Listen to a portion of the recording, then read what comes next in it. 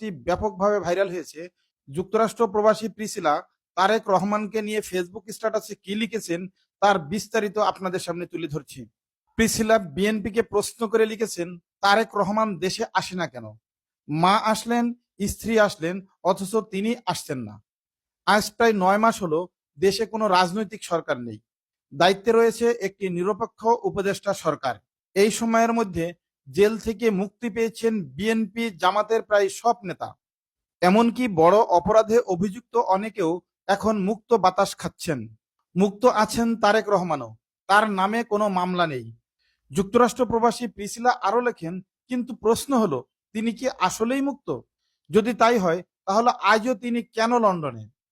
Priscilla প্রশ্ন ছড়িয়ে আরো লেখেন, দেশে কয়টি মিছিল দেখেছেন যেখানে জোরালো ভাবে বলা হচ্ছে তারেক রহমান আপনি দেশে আসুন?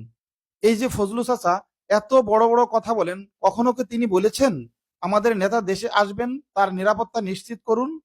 প্রিসিলা আরো লিখেছেন, সালাউদ্দিন স্যার, দুদু স্যার, মির্জা ফখরুল স্যার কাউকে বলতে শুনিনি যে তারেক রহমান দেশে ফিরতে চান এবং তার নিরাপত্তা নিশ্চিত করতে হবে সরকারকে। আমি জানি না আপনারা শুনেছেন কিনা, কিন্তু আমি অন্তত শুনিনি। প্রিসিলা আরো লেখেন, তারেক রহমানকে দেশে ফেরার দাবিতে কোনো মিছিল দেখিনি, কোনো মিটিং শুনিনি, কোথাও কারো কণ্ঠে সে দাবি শুনিনি। শেখ হাসিনা থাকলেও শুনিনি, এখনো শুনছি না। প্রিসিলা আরো লেখেন, তারেক রহমান যদি দেশে আসতেন, নেতৃত্ব দিতেন, একক সিদ্ধান্ত নিতেন, অনেক কিছুর দৃশ্যপট বদলে যেত। কিন্তু এখন সবাই বলছে, কে কি বলছে, কেন বলছে কেউ জানে না। প্রতিযোগিতা চলছে কে কত বেশি বলতে পারে। মাইক্রোফোন দেখলেই মাথা গরম হয়ে যায়। অন্যের মাইক কেড়ে নিয়ে নিজেই কথা বলতে শুরু করে। দেশের আলেম ওলামাদের অপমান করে কথা বলে। এমনকি হিসু দিয়ে সাগরে ফেলে দেওয়ারও হুমকি দেয়। প্রিসিলা আরো লেখেন, আগে শেখ হাসিনা ও আওয়ামী লীগের বিরুদ্ধে ভিডিও বানালে বেশি ভিউ পাওয়া যেত। এখন বিএনপির নেতাদের নিয়ে পোস্ট দিলেই মাসাল্লাহ ভিউ। অনেকেই বলেন বিএনপিকে নিয়ে পোস্ট দিলেই জামাত শিবির এসে কমেন্ট করে।